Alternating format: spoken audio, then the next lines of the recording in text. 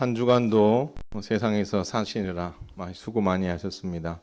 하나님의 은혜가 오늘 이 아침에 여러분에게 충만하게 임하시기를 바랍니다. 성도가, 교회가 하나님을 본받는 자로 산다라는 것은 지극히 당연한 말입니다.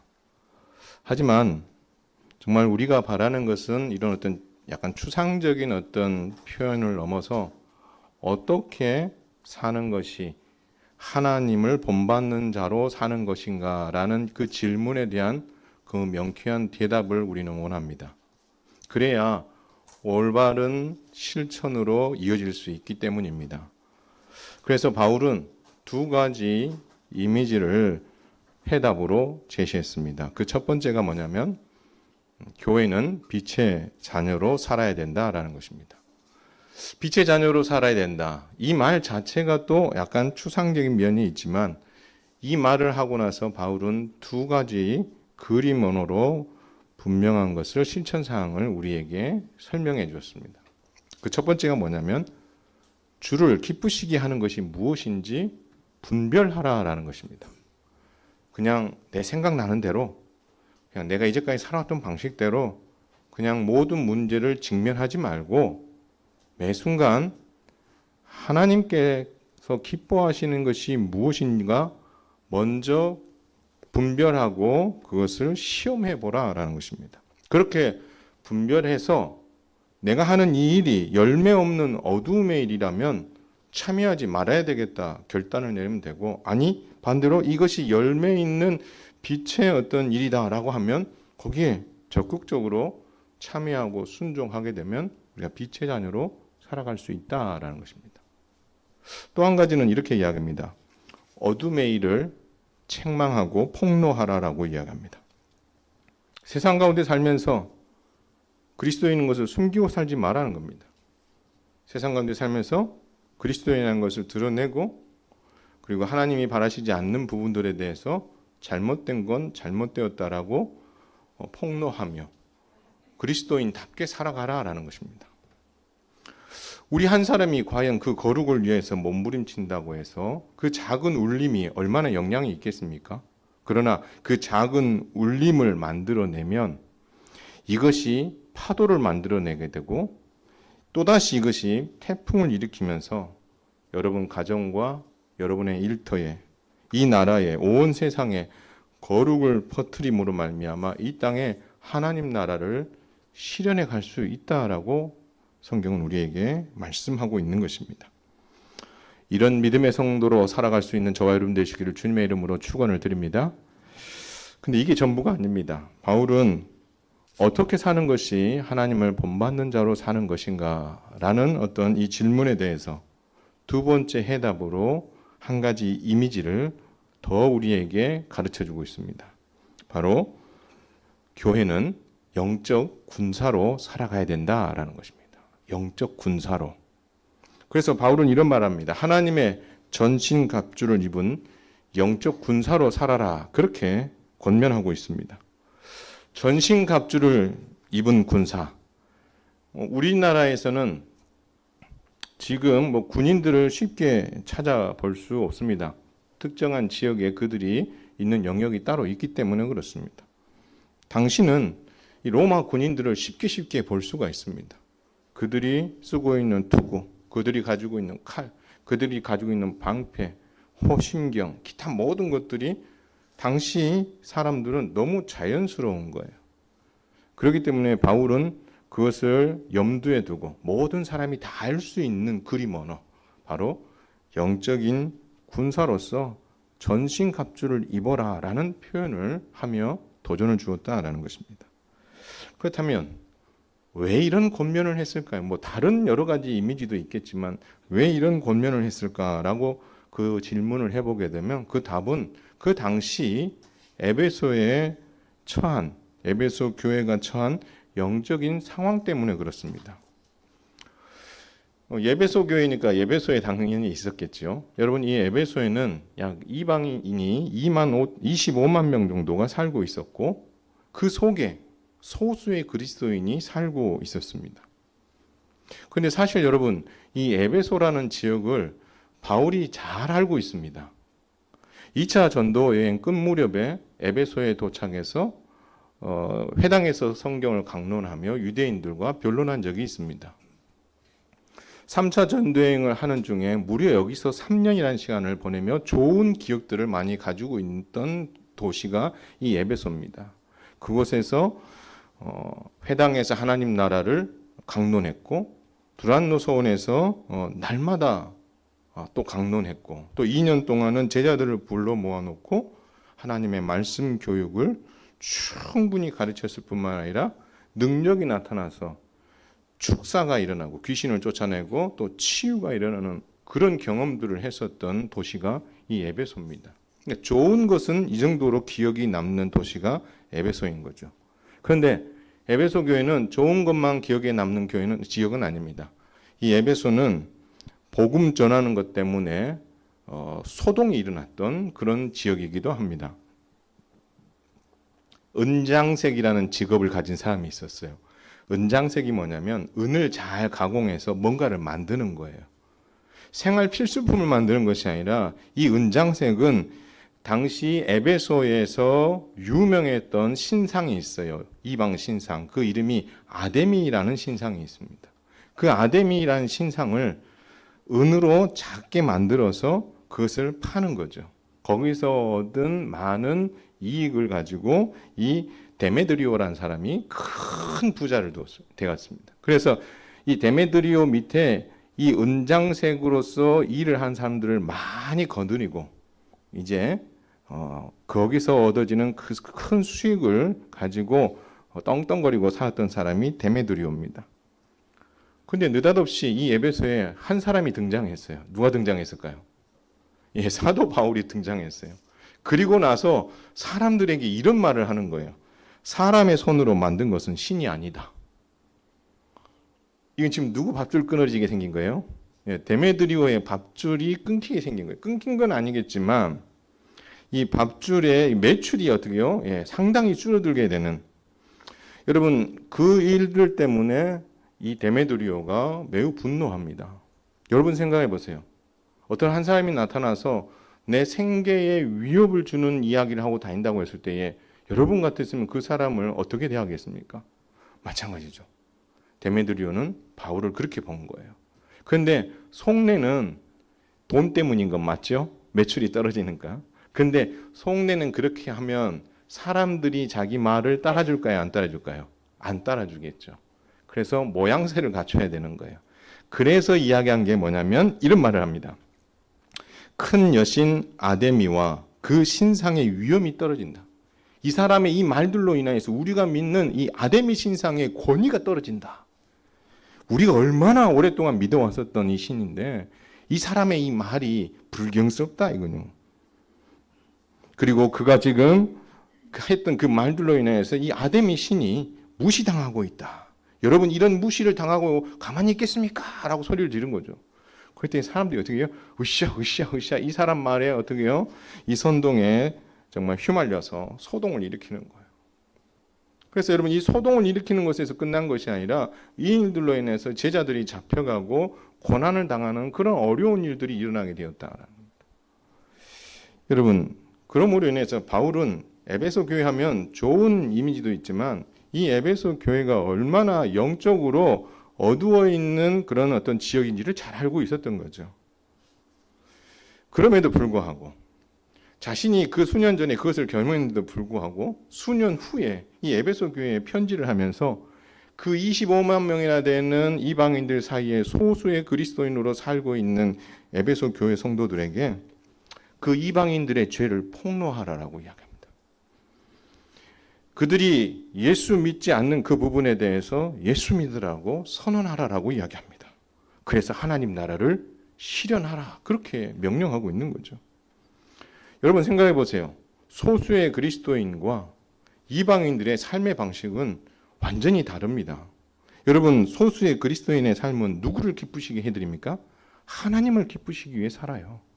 그 하나님을 기쁘시게 해드리기 위해서 거룩을 이루고 구별된 삶을 사는 거죠. 다 할 수 있지만 하나님이 기뻐하시지 않는 일들을 구별해가는 그런 삶을 살았던 거죠.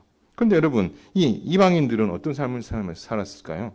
이 그리스도인의 삶에 대해서는 아무런 관심이 없습니다. 그들이 사는 그 삶의 방식과 이방인들의 삶의 방식은 극과 극으로 다른 거죠.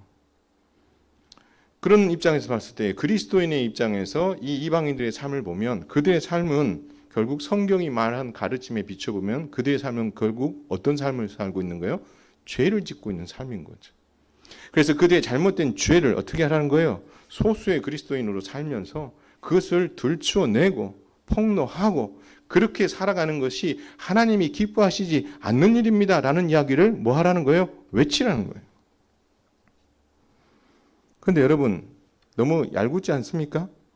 바울도 복음 때문에 에베소에서 그 소동이 일어나고 많은 제자들이 핍박받았던 것을 알고 있는데 그것도 몇십 년도 아니고 수년 전에 그들이 있었던 것을 몸소 경험했었던 그가 수년 후에 이 에베소 교회를 향해서 이 일을 하라라는 겁니다.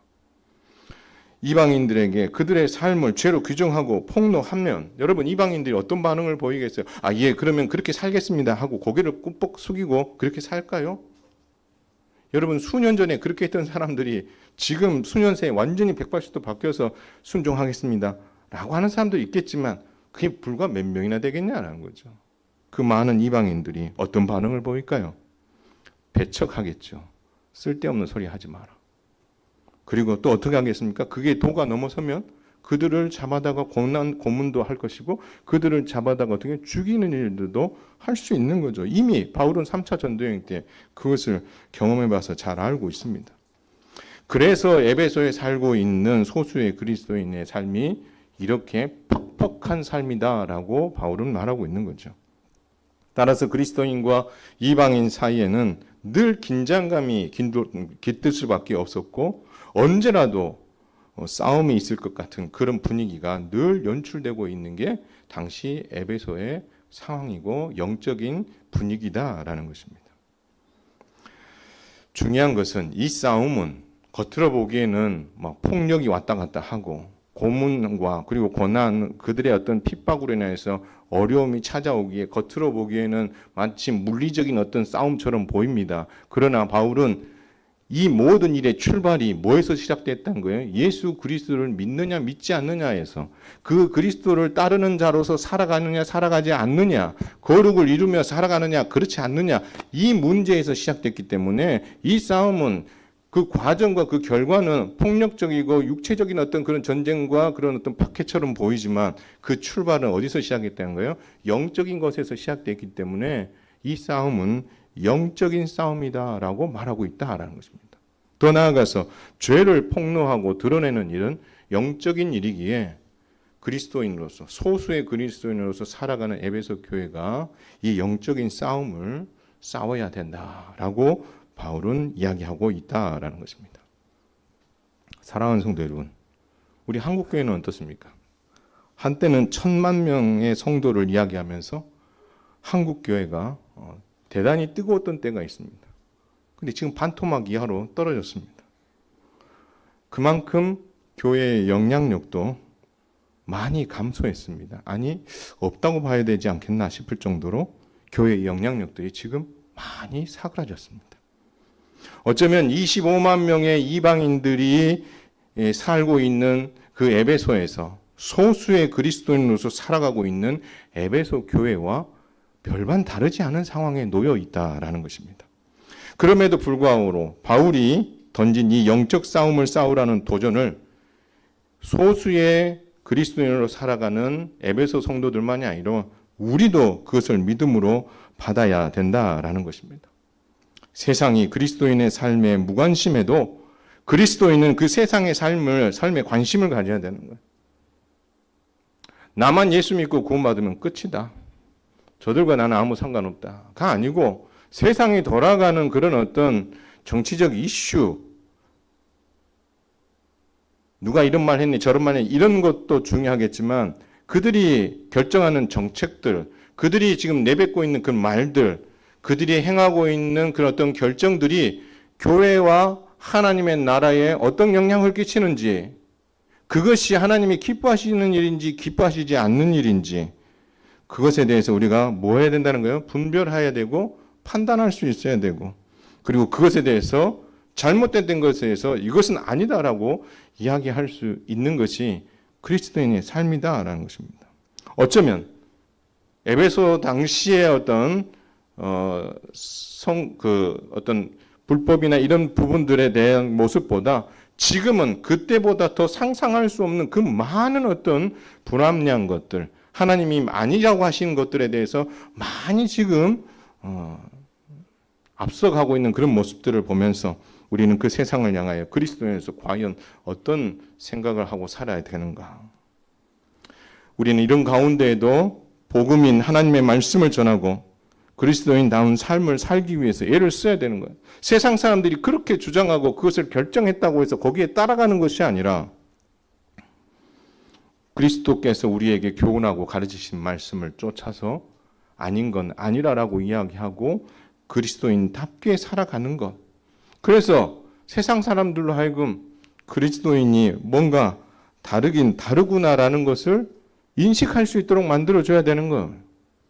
세상 사람들과 똑같이 살아가면서 피하 구분이 안 되는 거죠.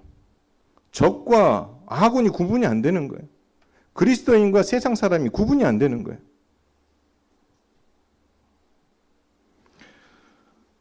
그리고 성경에서 가장 큰 죄가 무엇입니까? 예수님을 믿지 않는 것이 가장 큰 죄입니다. 그 예수님을 믿지 않는 것이 가장 큰 죄라는 것을 어떻게 폭로하고 예수 그리스도를 믿도록 만들어주는 그 일들, 거기에서 겪게 되어지는 고난과 어려움에 대해서 두려워하기보다 우리는 이것들을 폭로함으로 말미암아 그리스도인 삼는 일에 우리가 힘을 내야 될 것입니다. 따라서 우리는 그리스도인이라면 매일 이 영적인 싸움을 늘 싸워야 되는 것이 우리의 책임이요 의무라는 것을 우리는 잊어서는 안 될 것입니다. 다음 주에 있을 새생명 전도주일은요, 이 영적 싸움의 연장선상에 있습니다. 여러분, 우리가 영적 싸움을 싸우는 일을 포기하면 누가 가장 슬퍼하실까요? 우리가 만약 영적 싸움을 잘 싸우면 누가 가장 기뻐하실까요? 하나님이십니다. 반대로요, 우리가 영적 싸움을 싸우는 일을 포기하면 제일 좋아할 사람이 누굴까요? 사탄입니다. 우리가 영적 싸움을 잘 싸우면 정말 기분 나빠하는 사람이 있어요. 존재가 있어요. 그게 누굽니까? 사탄이에요. 따라서 우리는 이 영적 싸움을 싸우는 이 일에 우리가 마음을 다해야 되는 가장 큰 이유는 우리가 하나님을 본받는 자이기 때문이고 하나님을 기쁘시게 해드려야 되는 그런 존재이기 때문임을 우리는 명심해야 될 것입니다.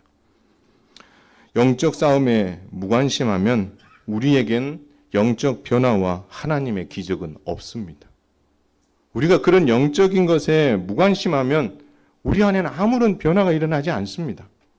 반대로 우리가 영적인 싸움에 열심을 내면 여러분 앞에 하나님의 기적이 나타나겠지요? 그러나 기적만 나타나는 게 아니에요. 뭐도 나타나요?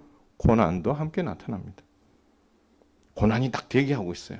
우리가 믿음의 길을 걷겠다고 딱 선택하면 하나님께서 100% 하이웨이를 쫙 열어줘가지고 100km로 쫙 논스톱으로 달릴 수 있도록 만들어주시는 것이 아니라 우리가 이 영적인 싸움을 싸우겠다라고 우리가 결단하는 그 순간 우리 앞에는 하이웨이와 함께 뭐가 있는 거예요?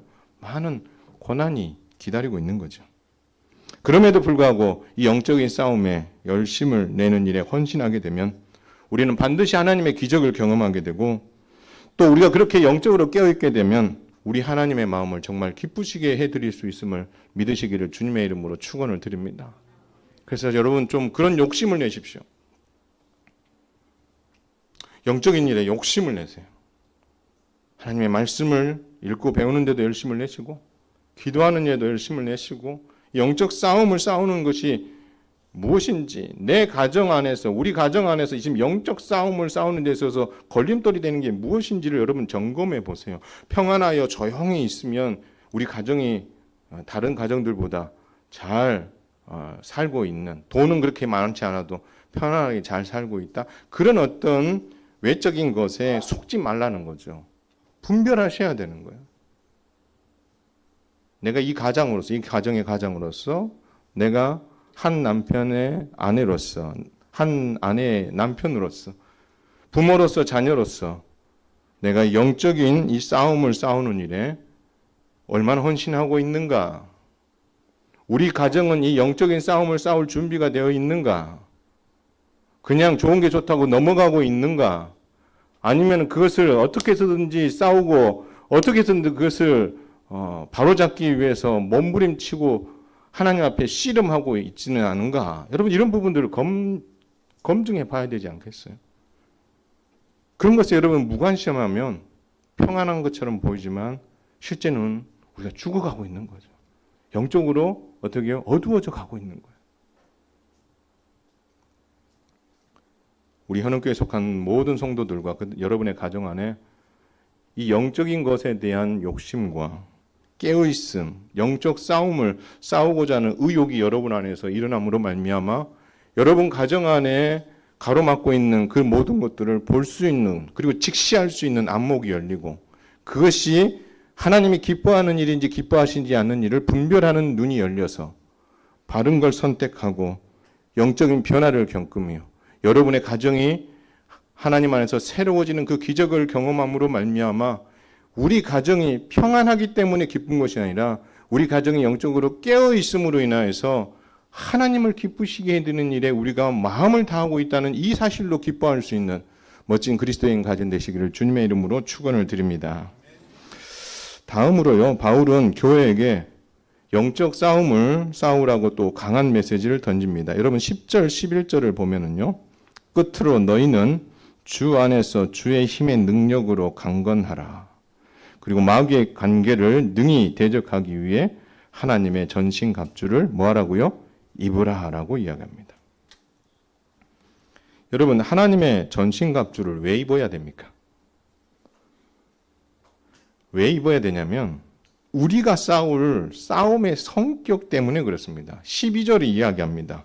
우리의 씨름은, 우리의 싸움은 혈과 육을 상대하는 것이 아니기 때문입니다. 우리의 싸움은 누구와 싸우는 거예요? 통치자들과 권세자들과 어둠의 세상 주관자들과 하늘에 있는 악의 영들을 상대한다라고 이야기하고 있습니다. 따라서 우리 교회와 성도는요, 싸움을 싸워요. 근데 어떤 싸움을 싸워요? 영적인 싸움을 싸워요. 그 영적인 싸움을 싸우기 위해서는 우리는 스스로가 무장을 해야 되는데 무엇으로 무장해야 된다고요? 하나님의 전신 갑주로 무장해야 된다라고 말씀하고 있습니다. 이 말을 조금 더 11, 12절을 들여다보면요, 우리가 이 영적인 싸움을 위해서 하나님의 전신 갑주를 입어야 되는 또 다른 어떤 이유가 있는데요. 우리의 싸울 대상이 분명히 기록되어 있습니다. 우리의 싸울 대상이 분명하기 때문에 우리는 하나님의 전신 갑주를 입어야 된다라고 말하고 있어요. 여러분 우리가 싸워야 될 대상이 누굽니까? 11절에 뭐라고 되어 있습니까? 마귀의 관계, 계계라고 이야기하고 있습니다. 12절에 뭐라고 되어 있습니까? 마귀의 영향 아래에 있는 통치자들과 권세들과 어두움의 세상 주관자들과 악의 영들에게 그들과 우리가 지금 뭐하고 대치하고 영적으로 싸우고 있다라는 것입니다. 나라의 어떤 지도자들이 어떤 것을 결정함에 있어서 성경적 가르침과 반대되는 것을 결정하는 경우가 많습니다. 공교육 안에 동성애나 이런 부분들을 어떻게 해요? 조장하는 그런 것들을 가르치는 것뿐만 아니고 우리 그리스도인으로서 살아가는 데 있어서 합당하지 않은 그런 부분들을 이야기하고 있는 모습들을 보면서 저 대통령 왜 저래라고 하기보다 그렇게 역사하는 그 뒤편에 있는 어떠한 존재가 있다라는 거죠. 그게 누굽니까? 사탄이 그 일을 하고 있다라는 것입니다. 여러분 마귀를 성경은 정말 적나라하게 마귀가 어떤 존재인지를 설명해 줍니다. 요한일서에서는요, 처음부터 범죄자다라고 이야기합니다. 요한은 말합니다. 살인자요, 거짓말쟁이요, 거짓의 아비다, 온 천하를 속이는 자다라고 이야기했습니다. 고린도후서에서 바울은 말합니다. 사탄은, 마귀는 광명한 천사로 가장했다. 쉽게 말하면 속내를 드러내지 않고 속 사람은 어떻게요? 마귀인데 겉은 번지르한 천사처럼 하고 있다라는 것입니다. 그리고 그들은 어떻게 합니까? 쾌계로 성도들을 속인다라고, 거짓말로, 속임수로 성도들 사이를 분열시키고 한 영혼을 죽이는 그 일들을 하고 있다. 그리고 그것은 지금도 계속되고 있다라고 말하고 있는 것이죠.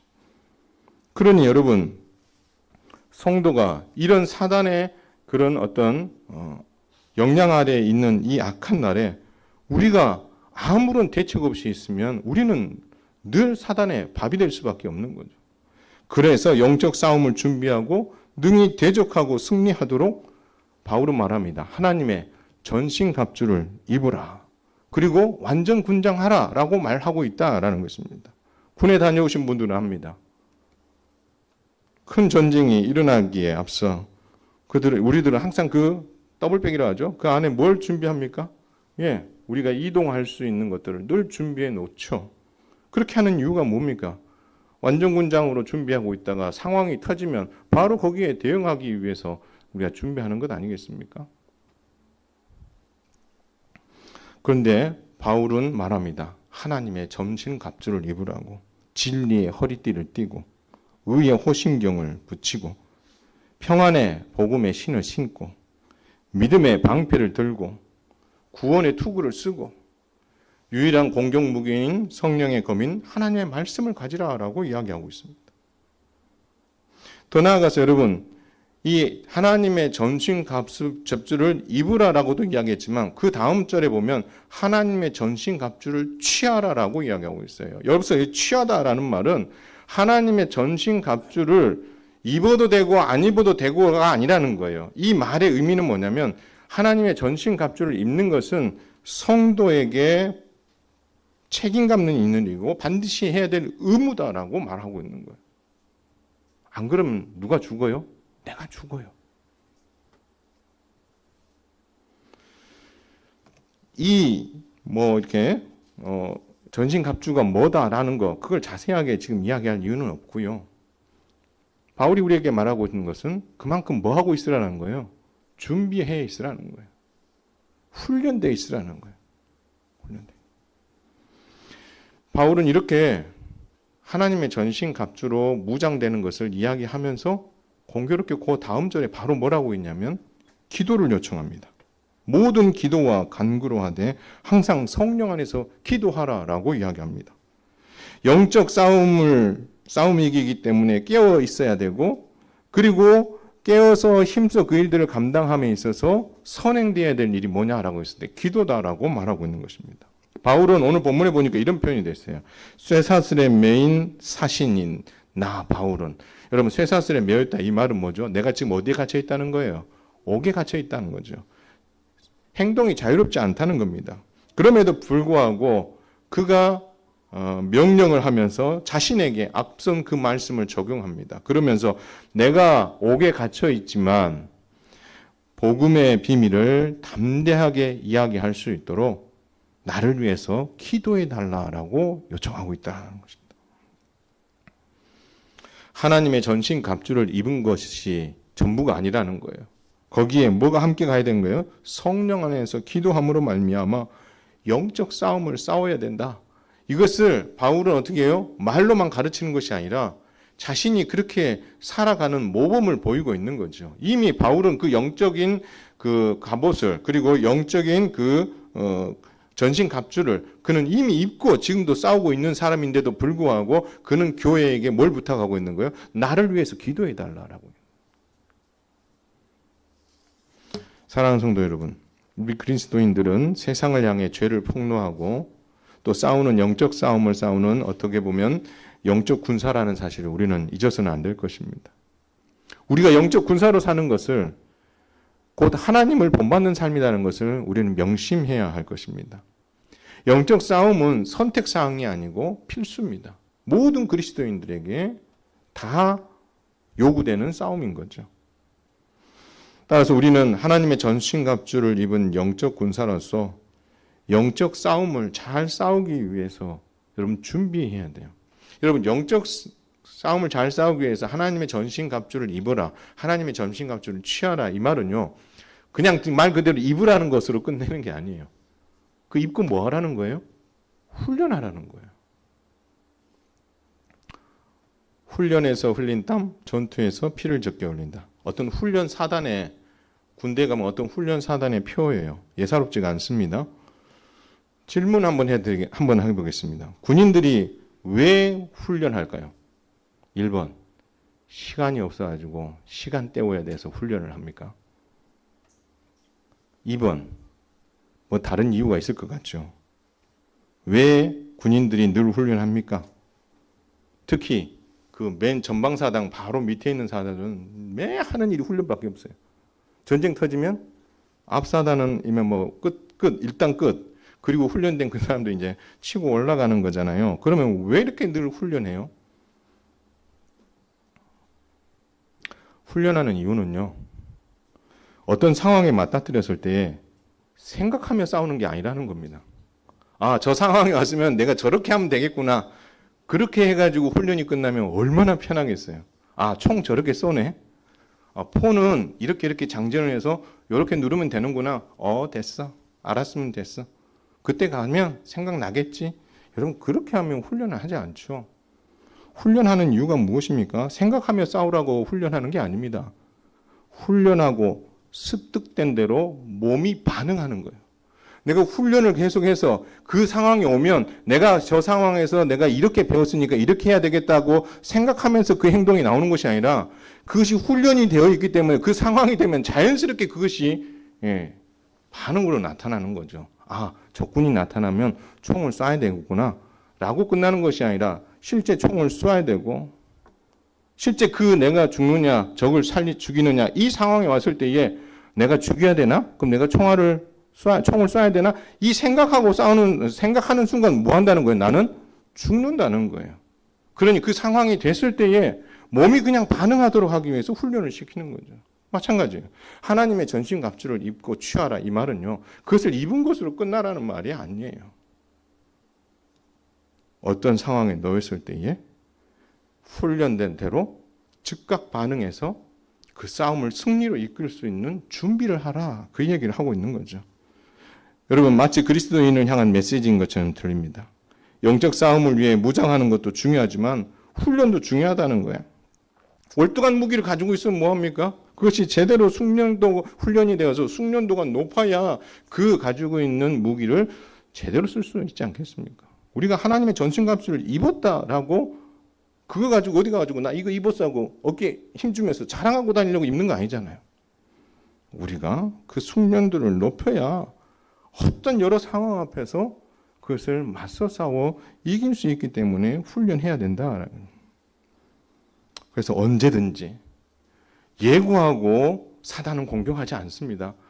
얘야, 지만아, 내가 내일 모레 너를 영적인 공격을 할 테니까 대비하고 있어. 알겠습니다. 그러면 얼마나 좋겠습니까? 사단은 예고하고 우리를 공격하지 않습니다.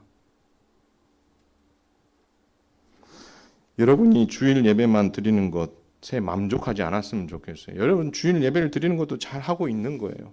그러나 여러분이 영적인 군사로 무장하려면 예배를 드리는 것에 멈춰서는 안 돼요.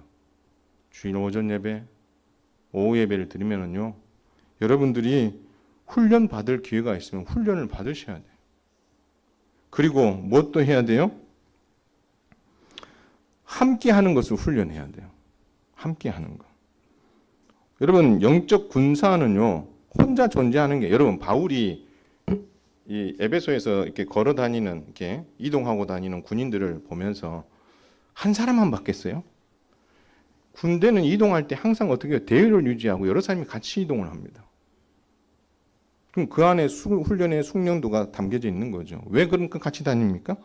함께 팀워크를 이루는 거죠. 전쟁이 빵 터졌을 때에 팀워크로서 어떻게 맞대응하고 내가 어디 서서 그들과 맞서서 싸워야 되는가, 내 보직이 뭐고 내가 할 일이 무엇인가, 그런 것들이 숙련되어 있는 거예요.